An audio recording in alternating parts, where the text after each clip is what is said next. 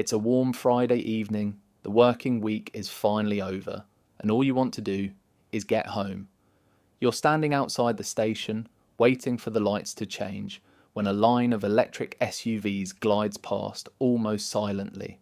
A brand new Tesla Model Y, a Kia EV5, a Hyundai Ioniq 9. Even the electric Range Rover you've seen advertised everywhere. By the time you reach your street, it feels as though every second driveway has a new electric car sitting outside. Then you open Instagram. Someone you worked with years ago has just posted another weekend in Santorini. Another couple have renovated their entire downstairs. Huge kitchen island, oak slat walls, bifold doors disappearing into the garden. Someone else has uploaded a video of themselves collecting a £50,000 electric SUV with the caption, "Finally living the dream." And without realizing it, your brain starts doing the maths. You know roughly what these people earn. You know what those cars cost. You know how expensive holidays have become. And you know builders certainly aren't getting cheaper. Yet somehow, it all seems possible for everyone except you. So you ask yourself the question millions of people quietly ask every week, what am I doing wrong? Maybe nothing, because you can see what these people have. You cannot see what they owe. Britain has become remarkably good at making debt look like wealth. The car looks owned. The holiday looks paid for.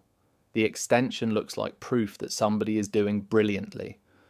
But behind each photograph may be another monthly payment. The car could be on finance. The holiday may still be sitting on a credit card.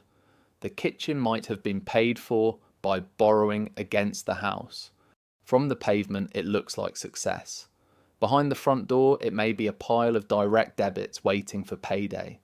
And the national figures suggest this is far more common than social media would have you believe. In the first quarter of 2026, UK household debt was equal to roughly 117% of annual disposable income. In other words, household debt across the country was greater than an entire year's disposable income. At its peak in 2008, the figure reached almost 156%. It has fallen considerably since then, but Britain remains a country in which borrowing is woven into everyday life. The Financial Conduct Authority found that 84% of UK adults held or had recently held at least one credit or loan product. That includes mortgages, student loans, credit cards, and car finance. Credit is no longer something used only when disaster strikes. For many households, it has become part of the monthly routine. But one set of figures reveals how fragile some of those routines really are. The FCA found that 1 in 10 UK adults had no cash savings at all. Another 21% had less than £1,000 available for an emergency. Think about the contrast. A £50,000 car outside the house, almost nothing available if something breaks inside it. Then January arrives. The car needs 4 new tyres just as the insurance renewal comes through. Or an unexpected dental bill lands 10 days before payday. The expensive car is still sitting proudly on the driveway. But the person making the payments is using a credit card to survive an ordinary Tuesday. The pressure is visible in the insolvency figures too. In the 12 months ending May 2026, 1 in every 376 adults in England and Wales entered an insolvency procedure. A year earlier, it was 1 in 415. This is not simply a country becoming wealthier. It is a country becoming increasingly skilled at hiding the bill. So how do ordinary salaries produce such expensive-looking lives? It often starts with one small question, not, can I comfortably afford a £50,000 car, but can I find the deposit and manage £495 a month for the next 4 years? The enormous price disappears. all you see is the monthly payment. And waiting at the end may be a large balloon payment if you actually want to keep the car. The deposit comes out of savings. The monthly payment gets absorbed into the household budget. The mileage limit is pushed to the back of your mind. And the final payment becomes a problem for somebody in the future. When the agreement ends, many drivers hand the car back and begin another agreement. The vehicle changes. The payment remains. You may not be buying transport. You may be renting an image of the person you want others to see. Then there is the newer, faster temptation. Buy now, pay later. Klarna, ClearPay. Nearly 11 million UK adults, around 1 in 5, have used buy now, pay later. And it is no longer reserved for a big ticket sofa or a new television. People are splitting a next clothing order into 3 payments, splitting a new pair of trainers from JD Sports, splitting school clothes for the children, splitting the weekly food shop, splitting a Friday night takeaway. Just think about that. The takeaway is finished before the weekend is over, but the payments can follow you into next month. A £160 order feels expensive. 4 payments of £40 feel almost forgettable. That is why it works so well. 1 instalment is manageable. A second one still seems harmless. Then another purchase appears, and another. Repeat the process across Klarna, ClearPay, a credit card and a car agreement, and next month's wages begin disappearing before they have even reached your account. From the 15th of July 2026, third-party buy now, pay later lenders came under FCA regulation, giving borrowers stronger information and consumer protections. But regulation cannot remove the temptation to spend tomorrow's money today. Homeowners have another route available to them. Equity. The house rises in value, so they remortgage or borrow against it.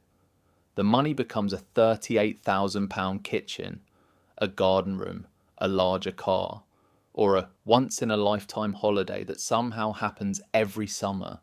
The house looks more expensive. The mortgage quietly becomes larger. You borrow against an asset that may increase in value to buy things that begin losing value almost immediately. For a while, you feel richer.